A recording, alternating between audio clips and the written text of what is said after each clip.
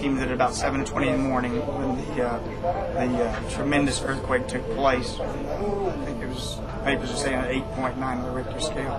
He grabbed two of his kids, his wife grabbed one, and they ran outside, followed by another family member.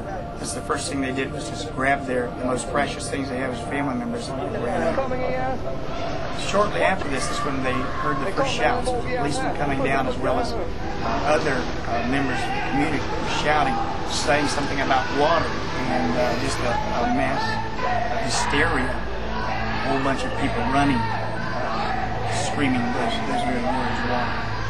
As a member of the military, I saw the need for assistance right away. Someone offered to take one of my sons, and then I took the other one, and I ran back to the house again to get my weapon. I didn't know what to expect, but at that point there was mass confusion, and I just wanted to see that my family was safe and that all was well, and so that's what I was attempting to do. After I got my weapon, and one child of mine, we tried to return to the vehicle. We had a vehicle assigned to us, and we were seeking to get in that vehicle. At that moment, I looked down the street, and that's where there was just hundreds, if not thousands, of people running down the street, and it was obvious something really big had happened. As he says that as he returned to the car, his wife and his sister were actually scrambling to get out of the vehicle to run, and he got in the car and was putting it into reverse, and he looked up, and it just seemed like about 10 meters away. The water was just absolutely coming to clobber him right there in that direction. This is exactly the way I remember it. As the wall of water hit me, it quickly filled the car. I struggled to get out. I managed to get out, and along with my son, made our way. We basically were swimming to a jambu tree, which is a fruit tree, and there we found so many others doing the same kind of thing, clinging on to tall trees and things for their dear life. In just a brief matter of time, the water began to overtake even the power. I get the power of the tree to stay rooted, and just begin thinking what's going to happen next. The rushing water, there was trash in the water, there was lots of mud, and certainly panic was in the air.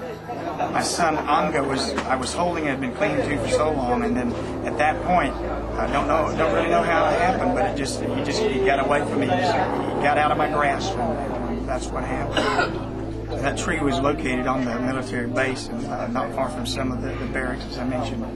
After the son slipped out of my hands and got away and was carried away, he said the only word that came to mind was just to say, "Lord, Lord." And I cried out to the Lord in a prayer, and I said, "I'm not ready to go yet. Don't take me. Don't take me."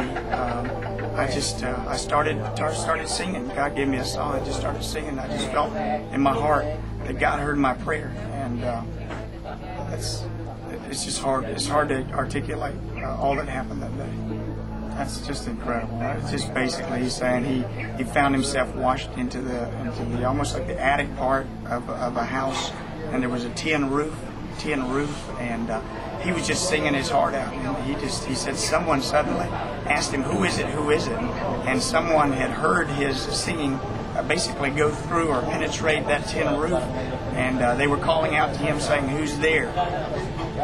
As one of the companions of his, as it turned out, that actually heard that, and he ripped the tin roof off and just pulled Hanky out.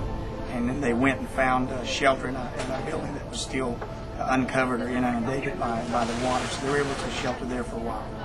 He was singing, just continued to sing and pray, and on one hand he was saying, "Thank you for saving me, Lord, thank you for saving my life for this," but at the same time he kept questioning, "Why so cruel? Why so cruel?" That kind of change right after Christmas, just things like that happening. I just kept praying and singing to the Lord, and yet there was that part of me that was just saying, "How could this be? How could it be so cruel?" He says, maybe God has something else for me. I don't know what the future holds for me. I'm very, very concerned about whether his wife and other family members had made it.